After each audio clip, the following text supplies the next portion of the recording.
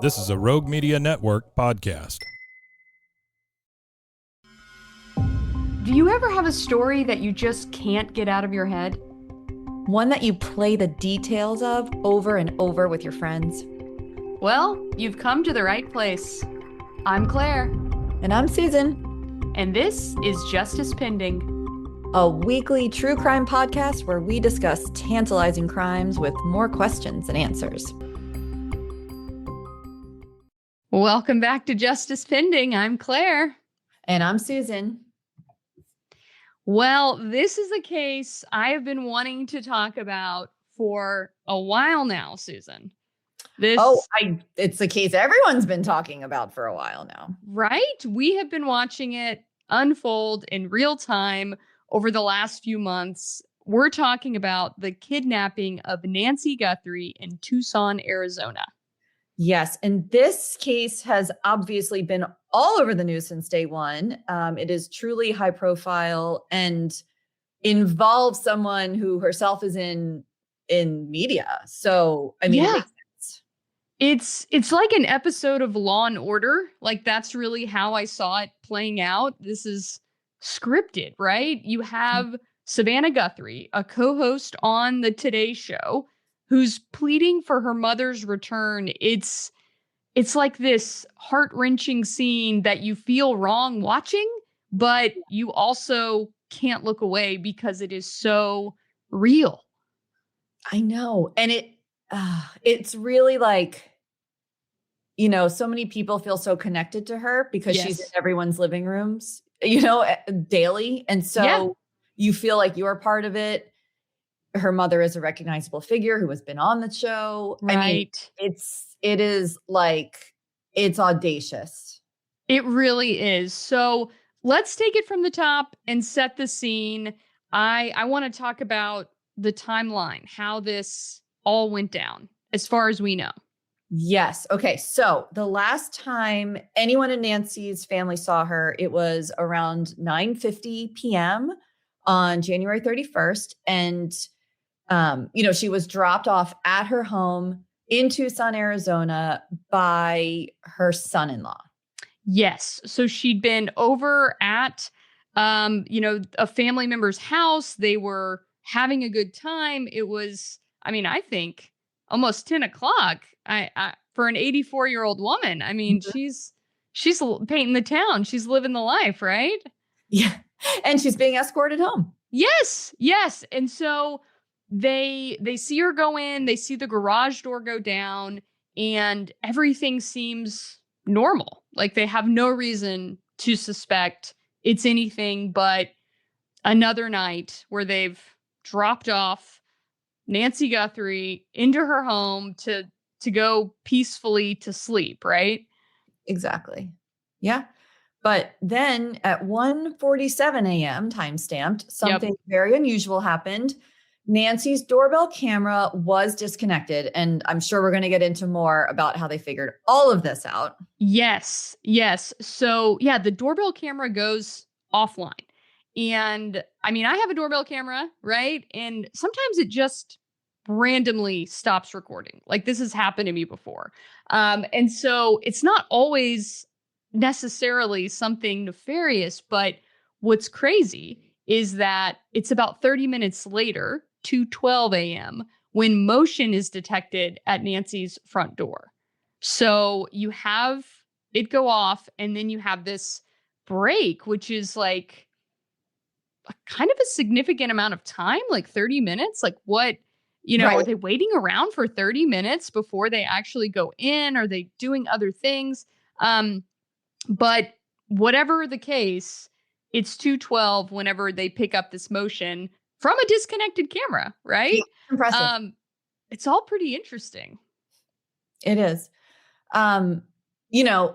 She didn't famously now did not have an active subscription on the doorbell camera, which is why when the world was watching this case unfold in real time, everyone was like, well, just check the camera footage. Yep. It's like, it's not that easy when you don't have the subscription that's recording, that's backing up, that's, So it was later recovered through cloud storage. And I think that was a painstakingly slow process, which is why none of this came to light until much later and after authorities and, relative, like the people who were supposed to be looking at this thing looked at it, that they then, brought it to light publicly.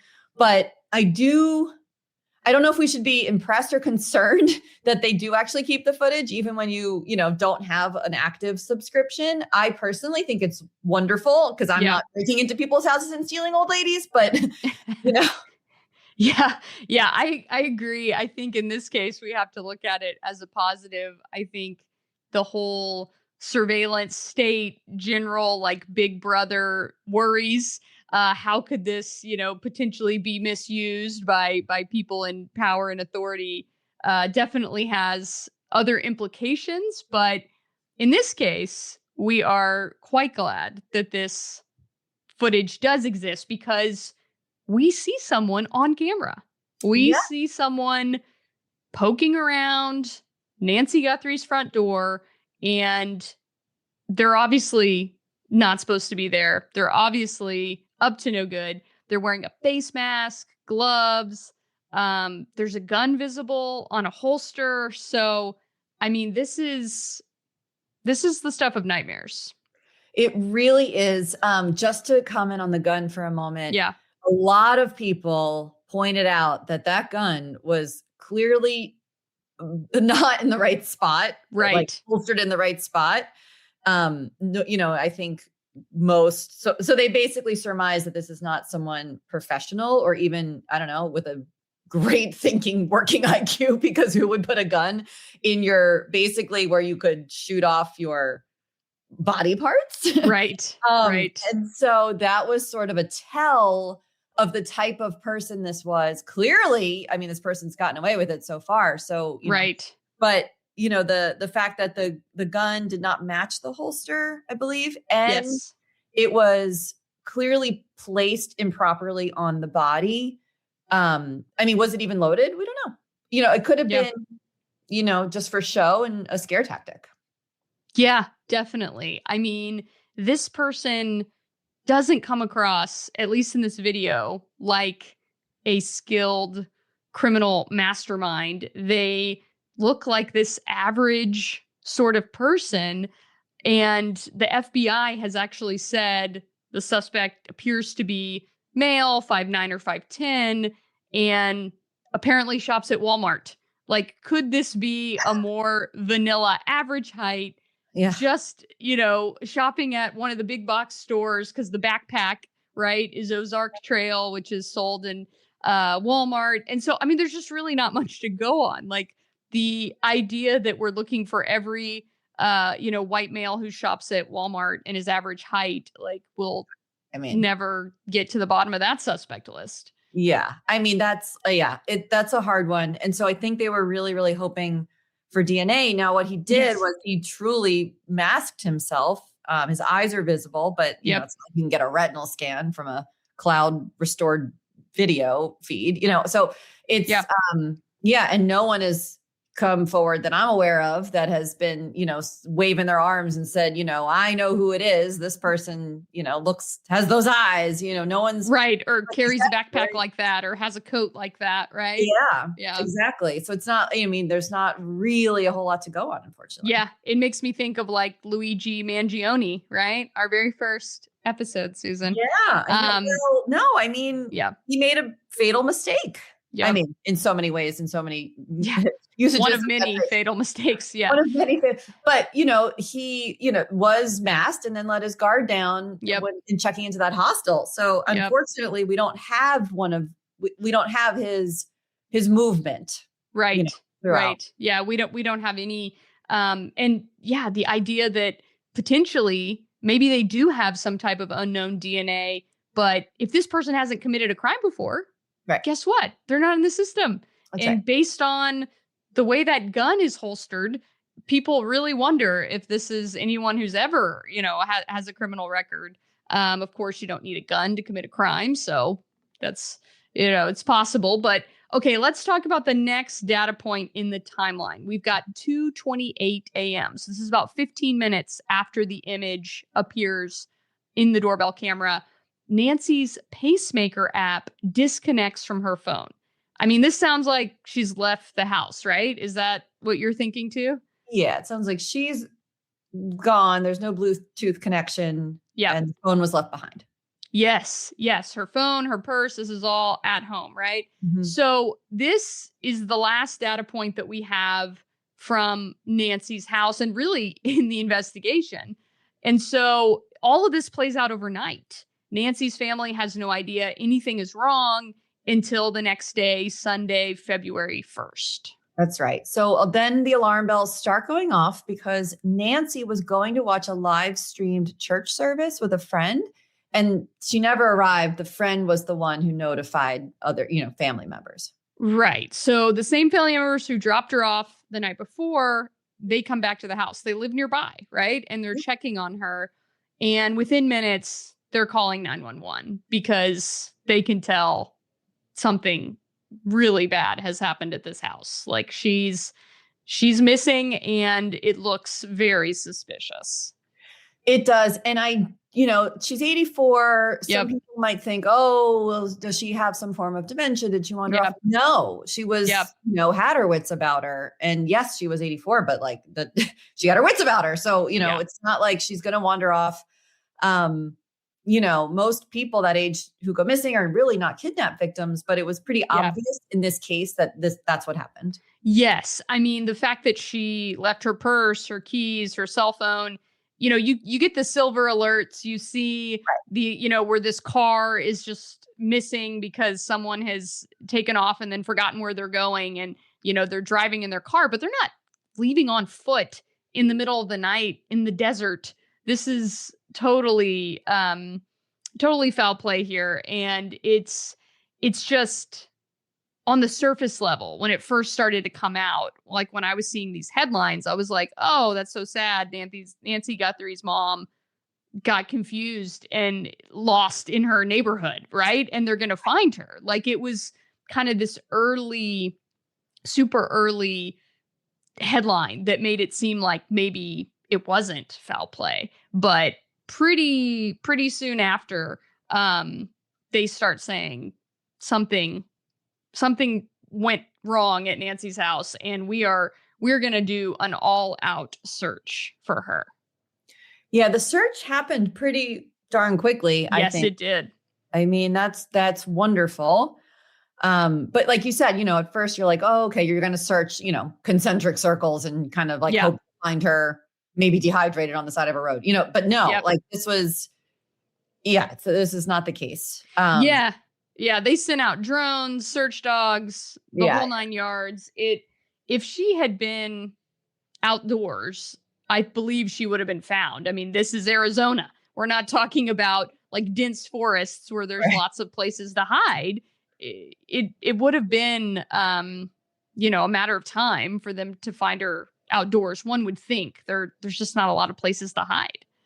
That's right. And, it is odd, it is like, I remember thinking this can't be real. Like someone kidnapped is 84, is poor Savannah Guthrie's mom. Like, I mean, you can't help but think that it's Savannah who's the actual target of it to get her attention. Yeah. But it's like, that's really going out on a limb to do that to an older woman. Yes. I mean, it's the next day authorities officially announce that they suspect foul play, that this is a possible kidnapping.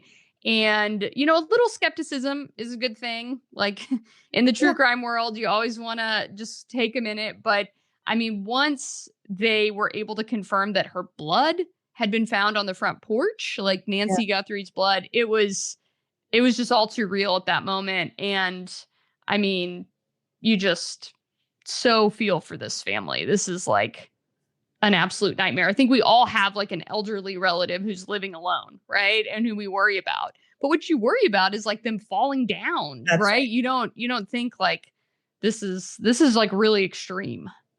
Yeah, and I do wonder how they were so able to piece together the guy arriving, but then there's nothing leaving. I don't know. I know. Yeah, people have often brought up that like we don't know how they left, when they left. Like, is there, a car? Like, one would think it's some kind of car, but we don't have it captured on video anywhere. We don't have a description of this suspect vehicle. It's really strange. You really wonder how that could be. I mean, it is like the neighborhood, you've seen it, that the lots are spread out. They're not like they're just packed in there, like some neighborhoods where if you pull up to a neighbor's house, 3 or 4 different houses are going to have an angle. That's right. Not really the case here, but I know, but like on the road, it's I know. Yeah, I know. Yep. You would think somewhere a license plate scanner, Yeah. an intersection camera, red light cameras, right? Those are big. At least in Mhm. Texas. I don't know about Arizona, but so just gone without a trace after that 2 a.m. timestamp. That's really the last that they know. And then the ransom notes start coming in. The ransom notes. So my first reaction to this was that someone was trying to make a buck because it came into TMZ. Yes. And I just thought that was it actually fit if you were trying to get someone's attention and this was almost like a prank that went wrong to get someone's attention or to make a buck. But I don't know. I remain very torn on if it was the actual kidnapper or kidnappers, right, or if it was someone just taking advantage of the situation. I know. I really want it to be the kidnappers asking for the ransom because then, like, we have a connection, we have a clue, we have somewhere to go, and it's not this total distraction, red herring situation. But it seems more likely that it's like an opportunist who's out there looking at this situation thinking, you know what, I could get some untraceable Bitcoin out of this unbelievable tragedy. And yeah, TMZ. I mean, of all places. Yeah. I mean, that's just not, again, I'm not the type of person who would kidnap an old lady. However, I just that would not be my first stop of like, yeah, TMZ. I don't know. It just wouldn't be. It really plays into the theory that people want attention for this. That attention, if you go down the line of thinking that this is the actual kidnapper, TMZ, that's definitely going to get publicity with that. A lot of times, if you send in a ransom to the police or to the family, it never gets publicized because it's considered part of this investigation and not something that's going to go public. But I've been thinking a lot about this case. I know do you have some theories. I'm sure you do, and I can't wait to hear what they are. Okay, so I've talked about this with a lot of people. I was just in Missouri for a true crime conference, and I was, on a panel with like an ex-Homeland Security guy, and we were trading theories. And, from the beginning, I felt like the fact that Savannah Guthrie was on television was part of the appeal. My theory is that the kidnapper is like a very online person. I think of them like living on Reddit threads and keeping the TV turned on 24/7 with news. I think they watch all 4 hours of the Today Show. I think that this is like a staple of their routine. And this kind of line between reality and television is just blurred for them. Okay, I'm with you so far. Okay, so I also think that they live in the Tucson area. I don't think they traveled in for this. I think that they are local, and the idea that Nancy Guthrie lives in this area is what makes it an appealing crime, like this crime of opportunity for them. I think that they got obsessed with planning like the perfect crime. And when I say perfect, I don't just mean that they get away with it. But for this person, I think the high profile nature was part of the challenge. I think they wanted to see coverage of the crime play out on television, specifically the Today Show, and that it was part of their sick pleasure and motivation for choosing Nancy Guthrie, knowing that her daughter was going to talk about her own mother's kidnapping. Right. Like you control the news at that point when you have been the perpetrator of the crime. Yes. And we've seen this with other, with serial killers, with other psychopaths, narcissists, where they really want to see media coverage of their crime. It's like part of their psychology is that this is like what makes it real and what makes it appealing to them to get this like you said, like they're in control. They're kind of this puppet master. And I don't know. It's so weird because why Nancy Guthrie's mom? Like it doesn't make a whole lot of sense unless this person just lives in Tucson. And so that's who they have access to the most readily. And that's why I think that they have this specific profile, these tendencies, and they're also living in Tucson. So right. It also that would feed directly into going to TMZ with the ransom note twice. Right. Yes. And we know that the suspect did surveillance on Nancy's house 3 weeks before the crime. So it was planned. It was rehearsed. It was something that they, were able to visit this site. Who knows how many times? Well, wait, I had one question. So when you say planned, rehearsed. Yeah. I agree with you, but then we all saw the footage of the guy going up to the camera, looking a little dumbfounded, thinking, oh, shoot, I didn't bring any, goes and gets flowers to try to cover the camera. I mean, so how do you think that was like nerves, stage fright? I do. I mean, every criminal, no matter how much they think they're going to do this to a T, there's always the mistake. There's always the flub. There's always, talking about Brian Kohnberger in the knife sheath, right? There's always somebody, something, that trips them up. And so I think it was a slip. I do think that he, this person had gone and done dry runs before. And there's some evidence to that effect that they, believe that happened. And so I think that, forgetting to cover the camera initially, grabbing that plant, so weird. But I do think that was the dumb criminal mistake in the midst of what ends up being a very carefully orchestrated escape. Where we still don't know who this person is or how they got away. They got Nancy out of this house undetected. Right. And this is just kind of unfathomable that they're able to do this and no one sees what they're doing and there's no digital trail. Right. I mean, they did say the Bitcoin accounts that were used, sent to TMZ to fund were actual accounts, but I don't think it went anywhere. Yeah. Yeah. I mean, from what I've, gleaned, it doesn't seem that law enforcement believes that the ransom requests are from the actual kidnapper. Of course, the person making the request says, I'm not the kidnapper, but I just have information, right? I know about it. So, I mean, it's all very convoluted. And I mean, I was talking to another author, Jonathan Walton, who said that, he thinks that the ransom's completely unrelated and that the kidnapper just set out to cause chaos and that they were set. They were ready, prepared to kill Nancy Guthrie, that they weren't trying to get anything out of it.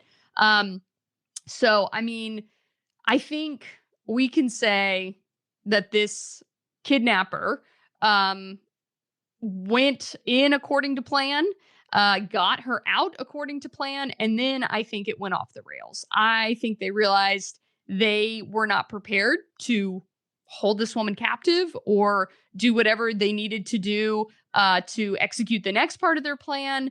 I keep saying they, but I don't actually think it's a group. I see this as a lone wolf, just because it's really hard to convince people to do anything, to go along with any plan you have, to go out to dinner, right? To get a group of people to agree to do anything is a challenge, but you're talking about committing a capital offense. The idea that it would be a group crime and we still wouldn't know about it, to me, slim to none.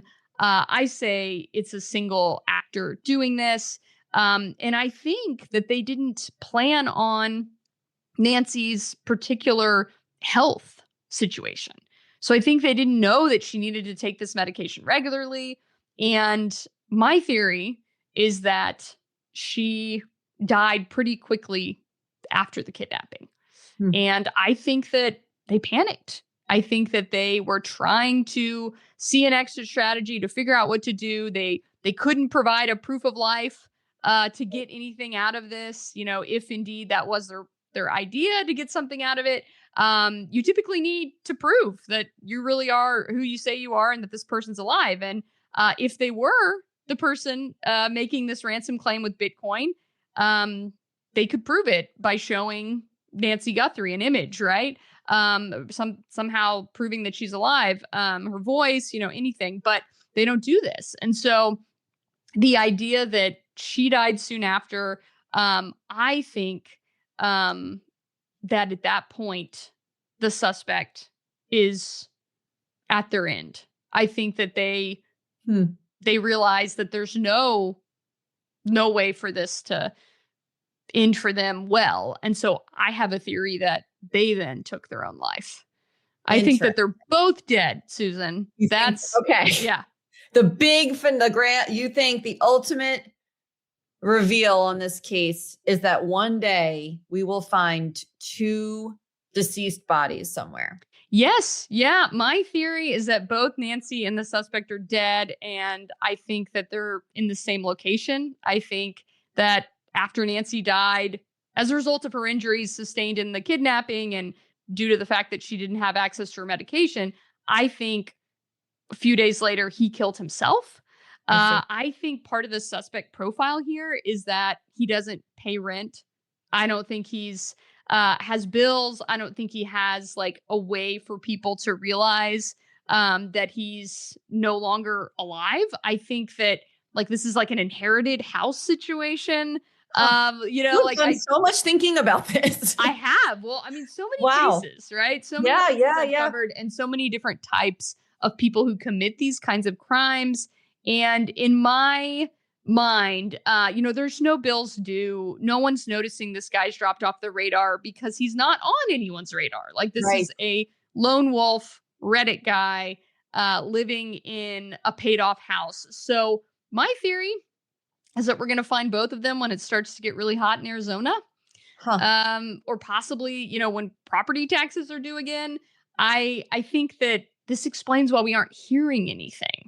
Yeah, we really haven't been hearing anything. Now, given that this guy wanted to control the narrative, probably didn't have a history, it might, I agree with you, like a Reddit kind of person. Yeah.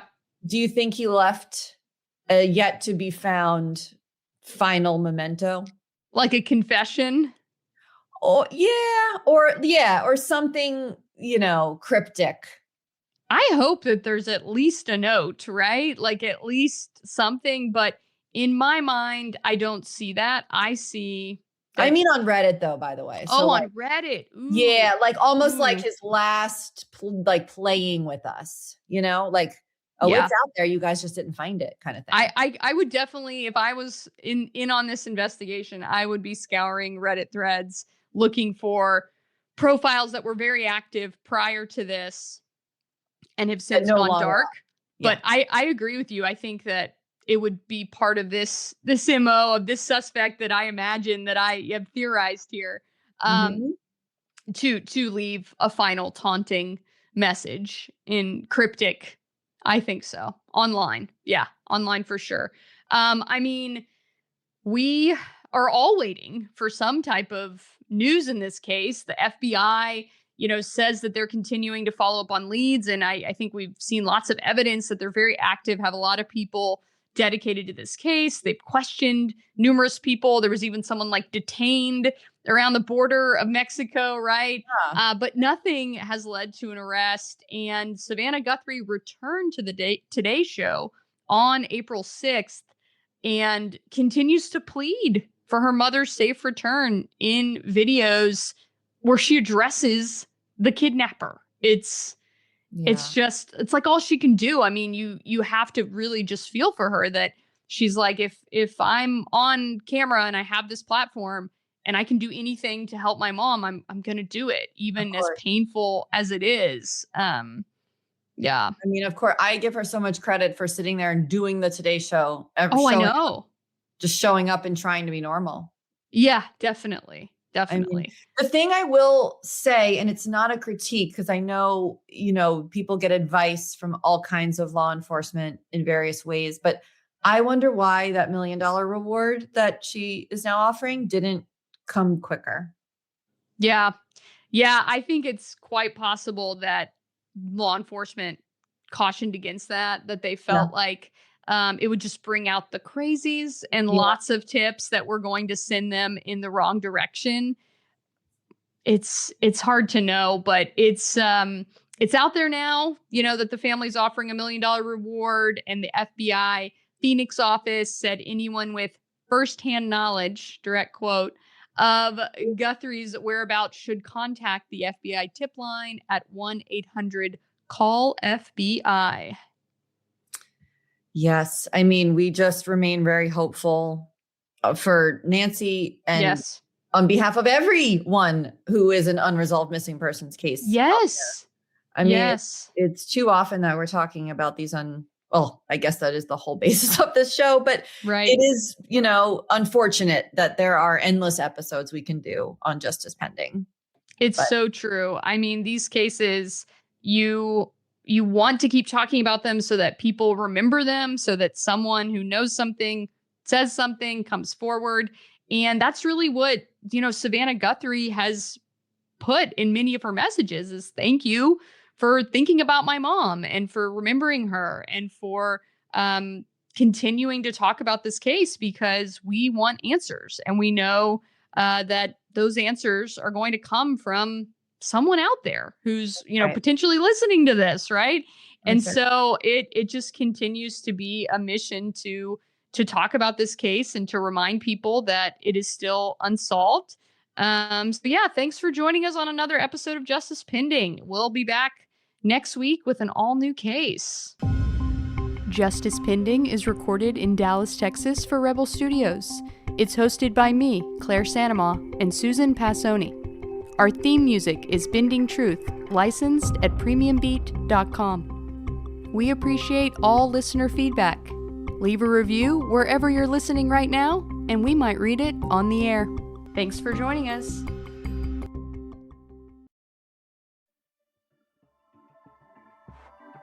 This has been a Rogue Media Network production.